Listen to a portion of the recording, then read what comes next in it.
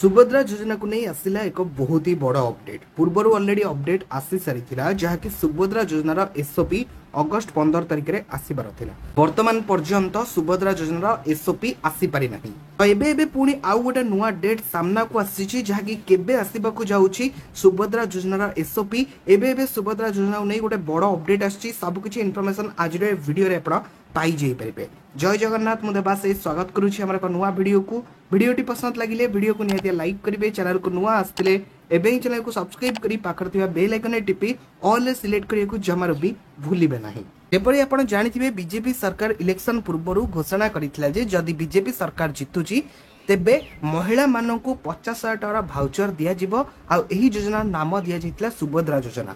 बहुत सारा महिला माने ऑलरेडी अपेक्षा करिकि रही चंदी जाकि केबे मिलिबो सुभद्रा योजना टंका आ को माने पाइबे। देखंतु एबे गोटे अपडेट जाकि सामना को आसी सारिछि खूब शीघ्र सुभद्रा योजना रे आवेदन राखी पूर्णिमा रे आसी पारे एसओपी फाइनल पई जिल्लापाल को राज्य सरकार चिट्ठी ग्राउंड रे जन ऑडिट करी महिला फीडबैक देबाकू निर्देश प्राथमिक एसओपी स्थिर होई सारिछि हेले फीडबैक आसीबा परे एथिरे होई पारे परिवर्तन 30 जिला को 10 क्लस्टर रे भाग करी फीडबैक पई चिट्ठी करिछि मिशन शक्ति विभाग। स्थानीय सांसदों उपस्थिति रे विभिन्न जनसेवा एसएचजी साधारण महिला को नहीं एक बैठक करने को कहुई।